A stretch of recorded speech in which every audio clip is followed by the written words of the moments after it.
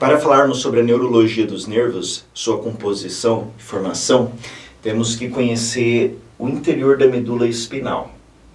Então, sem enrolações, temos aqui cortes transversais de segmentos das regiões da medula espinal. Região coxígea, sacral, representando uma região lombar, torácica e cervical.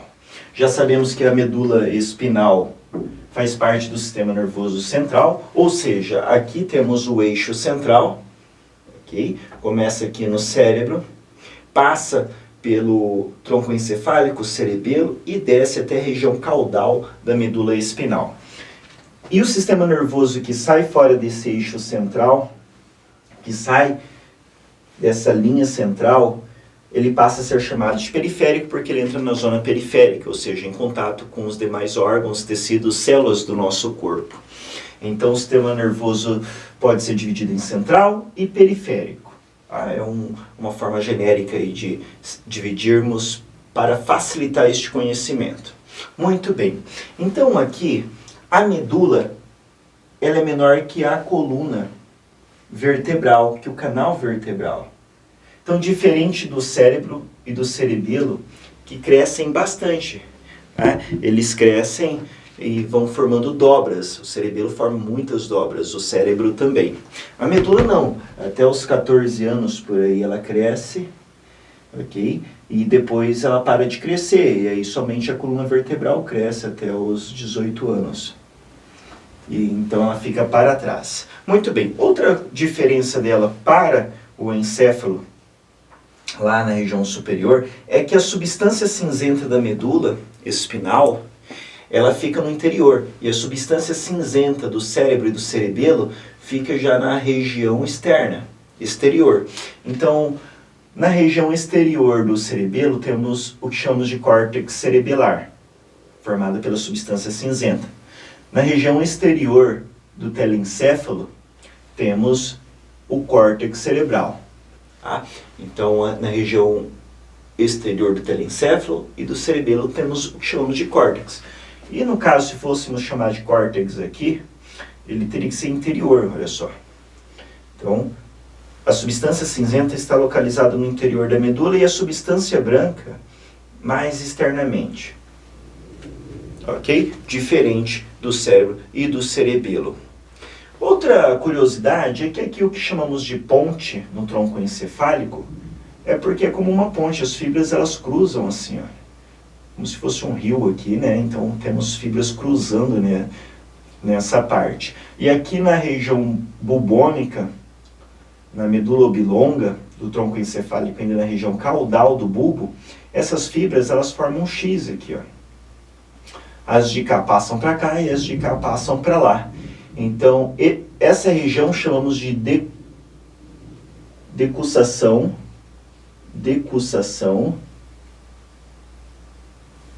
das pirâmides. Pirâmides são onde as fibras cruzam. Já ouviram falar que o lado esquerdo o hemisfério esquerdo controla o lado direito do corpo e o hemisfério direito o lado esquerdo do corpo. Então, acontece esse cruzamento das fibras na região caudal bubônica, tá certo? Nem todas as fibras vão cruzar aqui, algumas vão cruzar na sua medula de origem, mas ou elas vão cruzar aqui ou elas vão cruzar lá na sua medula de origem. Por exemplo, se o nervo for sair daqui, então chega aqui, ela cruza para cá, tá certo? Então, mas é só para você saber, isso aqui é uma visão geral, depois vamos nos aprofundar, tá certo? Existe esse local aqui de cruzamento na região ali do bulbo, na região caudal do bulbo, que chamamos de decussação das pirâmides. Muito bem, algumas curiosidades para nós continuarmos. Então, a medula, vamos logo falar sobre os nervos, então vamos conhecer essa região interna da medula. Temos a substância cinzenta, vou puxar aqui, ok? Substância. Vamos colocar aqui para facilitar. Substância cinzenta. Muito bem. E aqui temos a substância branca, representada pela cor laranja. substância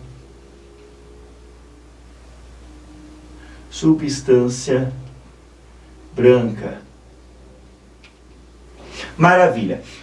Tanto a substância cinzenta quanto a branca podem ser divididas em três regiões, outras três regiões. Antigamente, ou vocês encontrarão em alguns livros ou obras de autores, eles chamando as duas regiões, eles dividem em colunas, só que isso pode bagunçar um pouco o nosso aprendizado, o nosso conhecimento, porque se você se referir coluna na substância branca e na substância cinzenta, você vai acabar se confundindo. Então, para facilitar, usamos duas divisões diferentes. Ou seja, para as regiões das substâncias cinzentas, chamamos de cornos. E para a substância branca, chamamos de funículos. Tá?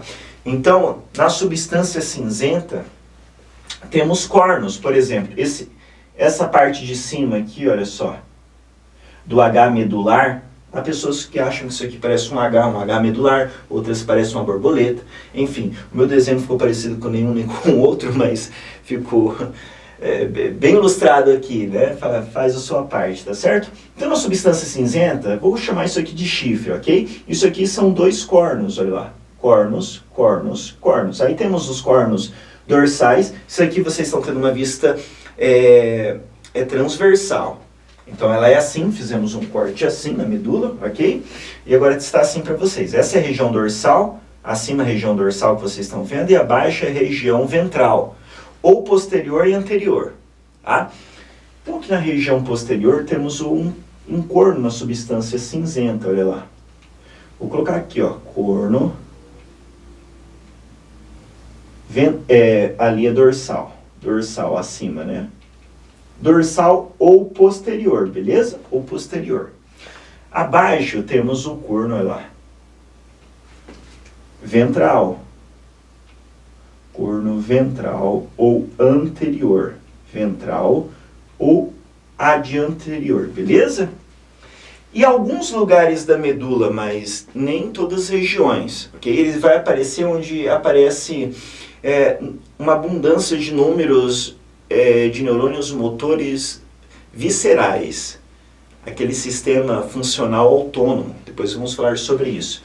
Há esses cornos laterais, podem ver que está aparecendo aqui mais na região torácica e lombar, ou seja, começa aqui na região T1, né, da região torácica, da vértebra T1 ali, já inicia a formação desses nervos abaixo, e aqui vai até a L2, da região lombar, na vértebra lombar 2. E depois ele volta a aparecer na região sacral, entre a S2 e a S4.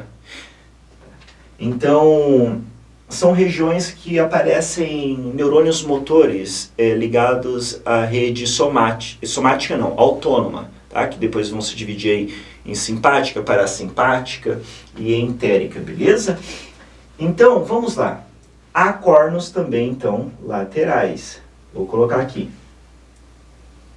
Corno lateral. Beleza? São dois de cada lado, como os outros também. Corno lateral. Ou intermediários, porque estão entre o corno dorsal e o corno ventral. Maravilha. É o básico, tá bom? É o básico para continuarmos. Dividimos então a substância cinzenta em cornos, em três cornos, dorsal, ventral e lateral. A substância branca ela pode ser dividida em funículos. Vamos usar esse canetão aqui de cor vermelha, ok? Então temos na substância branca, vamos começar aqui pela região mais fácil, vamos ver. Temos a região aqui vou pegar esse aqui que está mais fácil, olha aqui. Funículo anterior, ó, temos os funículos anteriores. Então aqui, ó, funículos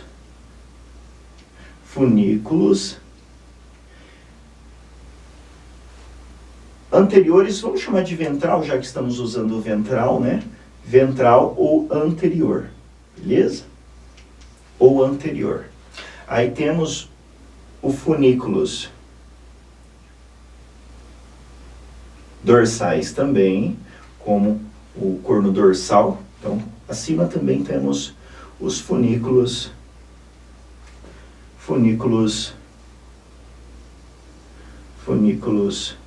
dorsais ou posteriores.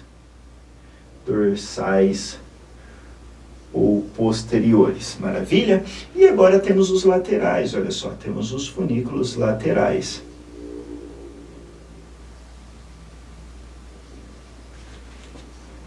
Funículos laterais, muito bem. Eles formam aí a substância branca. Laterais. Ok? Hoje é só uma visão rápida, básica, depois vamos aprofundar em cada coisa. Vocês precisam saber diferenciar essas substâncias. Então, na substância cinzenta dividimos em 3 cornos: dorsais ou posteriores, ventrais ou anteriores, e entre eles ali temos os cornos laterais ou intermediários. Não em todas as regiões da medula, ok? Vão aparecer em regiões que há uma abundância, uma riqueza ali de neurônios motores viscerais, tá? Da rede funcional autônoma. E depois temos a substância branca, que podemos dividi-la em funículos. Da mesma forma, ventral, dorsal ou posterior, ventral ou anterior, e entre ambas temos as laterais ou intermediárias também, ok? Aqui já está mais ligados às laterais, né? Então vamos chamar apenas de laterais. Muito bem. Essas regiões, pessoal, ainda podemos continuar subdividindo depois. Isso aqui vai avançando cada vez mais. É só pedrada, tá bom? Mas por enquanto é isso que vocês precisam saber. Agora, reparando aqui na medula, podemos destacar aqui, nessa outra imagem, que há um canal no centro da substância cinzenta, olha só. Um canal, ou seja, há um canal, um orifício aqui em toda a medula, no seu interior. Ela está ligada aqui ao quarto ventrículo. Tem um vídeo aí, já falamos sobre a formação, secreção, filtração do líquido céfalo-raquidiano, que banha, tá, todo o nosso sistema nervoso central. Além de banhar também a medula espinal por fora, ele também banha por dentro, nesse canal, o líquido céfalo-raquidiano. Esse canal está ligado ao forame de Magendie, ao quarto ventrículo. Falamos lá, temos quatro ventrículos aqui, onde é formado, filtrado este líquido céfalo-raquidiano, e todos eles são ligados ao quarto ventrículo, que é onde começa o fluxo, tá? O efluxo aqui em cima e o fluxo embaixo. Então, há 2 forames aqui laterais, onde ele vai circular todo o sistema nervoso central, que são de Luxca, e tem o forame, o quarto forame, que é o de Magendie, por onde sai esse canal aqui, tá? O líquido sai e banha aí o interior da medula espinal. Então o líquor faz esse fluxo também no interior da medula. Então vamos colocar aqui, para a gente não se perder, canal central. Tá? Esse canal central ele é revestido por tecido conjuntivo. E esse tecido conjuntivo ele é revestido por células ependimárias, as mesmas células que filtram e secretam o líquido lá nos ventrículos. Tá? É um tipo de célula glial. Okay? Ela possui cílios também, e ela reveste esse interior, então, aí acima do tecido conjuntivo. Muito bem. Agora aqui, representado pela cor verde, vocês estão vendo, há um sulco, e abaixo há uma depressão maior que chamamos de fissura. Ou seja, o sulco, ele é mais raso, é uma valeta mais rasa, e a fissura, geralmente, é uma depressão maior. Então, vamos colocar aqui, para a gente não se perder, acima temos um sulco, e abaixo temos uma fissura. Qual que é a diferença de fissura e sulco? Na outra aula sobre os lobos, falamos um pouquinho sobre isso. Vamos relembrar? Lá no telencéfalo temos o sulco, que divide o lobo frontal do parietal, ok? Então esse é o sulco central. Temos o sulco aqui que divide o parietal do occipital, então chamamos de sulco parieto-occipital. E temos aqui uma fissura, né, maior, uma depressão maior, ou sulco, tá? Que divide o temporal dos outros lobos. Se abrirmos aqui essa fissura, vamos encontrar o lobo insular. É o lobo da ínsula ainda. Então vamos lá. Já comentamos sobre as dobras, tanto do cerebelo quanto do telencéfalo, porque eles crescem e formam essas dobras. Essas partes mais gordinhas, montanhosas, chamamos de giros. E as valetas entre eles, chamamos de sulcos. E quando essa valeta é muito profunda, ela consegue, por exemplo, até mesmo dividir uma parte da outra, chamamos de fissura. Então a fissura ela é mais profunda, a depressão dela é maior. Aqui, neste caso, temos uma fissura longitudinal, separando os hemisférios cerebrais e cerebelares, ok? Muito bem. Então aqui não temos uma divisão completa, como o telencéfalo e o cerebelo, tá, na medula, mas tem uma pequena depressão aqui profunda, então chamamos de fissura. Se vocês repararem, elas estão na linha mediana, no centro, ok? Ambas. Então, ambas vão se chamar mediana, sulco mediano. Que região que ele está? Região dorsal ou posterior, ok? Então, região dorsal. E abaixo, mesma coisa, fissura mediana. Que região que ela se encontra? Ventral ou anterior. Maravilha? Temos outros sulcos aqui depois laterais, tá? Não vamos falar sobre isso agora, é só uma visão básica e para início de conversa está ótimo, tá? Não vamos colocar muitas coisas na cabeça de vocês. Vamos lá então. Agora vamos falar sobre a formação dos nervos. Falamos sobre a substância e estrutura interna, uma visão geral da medula espinal. Agora vamos para os nervos. Temos aqui então, ok, representando, conforme vamos vendo as estruturas que vão formando os nervos, vamos colocando aqui, tá certo? O sistema nervoso periférico, já falamos, ele surge quando o sistema nervoso sai dessa linha central, aqui desse eixo central, ele sai daqui, então ele já passa a ser chamado de periférico, porque ele já está numa zona periférica, ele não está mais em contato com esse eixo central. Então, vamos saber o que é este nervo. E o sistema nervoso periférico ele é formado por nervo e por gânglio. Okay? Então, temos nervos e gânglios. Os gânglios, encontramos eles em nervos. Em muitos locais dos nervos temos gânglios. Então vamos lá, vamos começar. Nessa imagem aqui, nessa figura, estou representando aqui um nervo.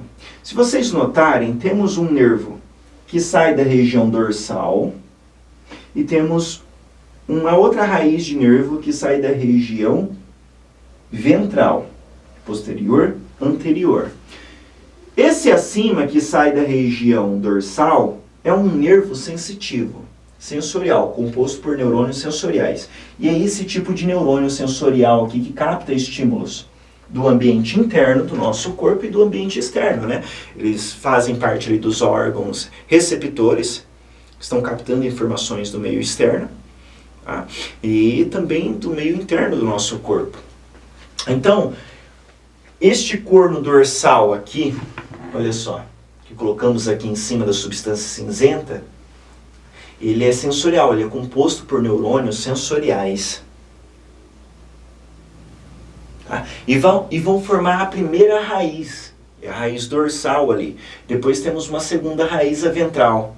Ou tanto faz essa primeira e a segunda. De qualquer forma, ambos vão se unirem para formar um único nervo, olha só. Por isso que falamos que o nervo ele é misto.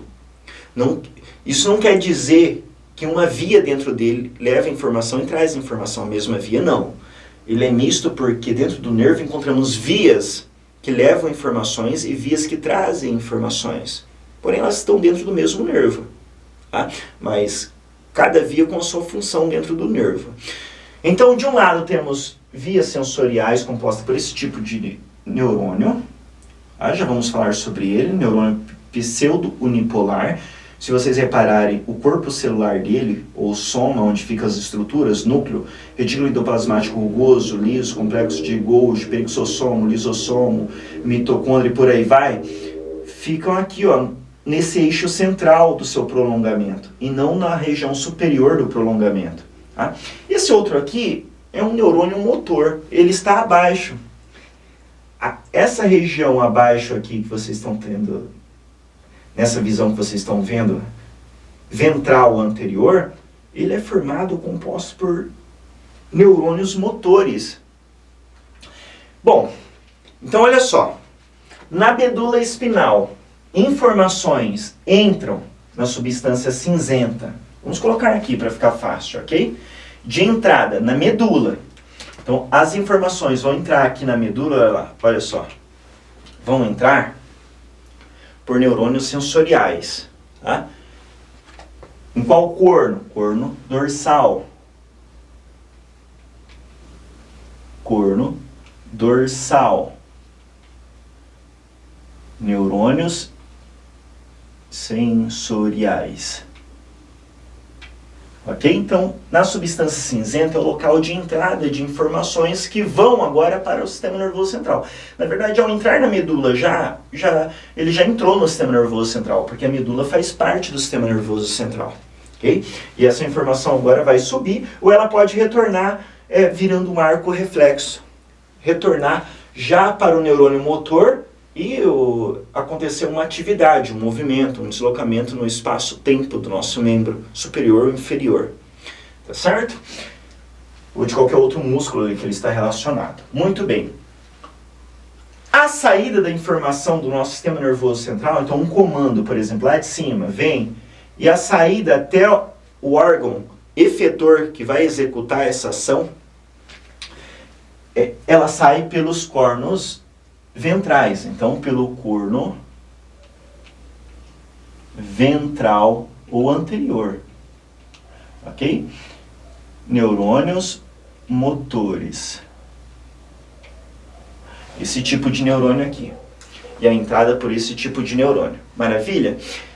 Funciona que nem o coração, né? O coração, o sangue, ele chega pelos átrios, por veias, né? Dependente do lado aqui, esquerdo ou direito, ele sempre vai chegar pelas veias e desembocar ali nos átrios. E esse sangue sempre sai do coração pelos ventrículos, por artérias. Tá? Então, aqui, a informação ela sempre entra pelos cornos, tá? Os cornos dorsais, por neurônios sensoriais. E a informação sempre vai sair do sistema nervoso central, seja aqui o tronco encefálico, que possui 12 pares de nervos, e aqui 31 pares de nervos, pelos cornos ventrais, ok? Então, esses neurônios motores, eles levam uma informação que ela vai ser capaz de estimular aquele órgão, a se contrair ou a secretar hormônios ou qualquer fluido, né, originado aí de secreções ali daquele órgão-alvo, beleza? Então é mais ou menos isso que você tem que ter em mente, tá? Que entra e saber por onde que sai essa informação. Isso já vai fazer depois para você muito sentido na próxima aula que vamos aprofundar mais.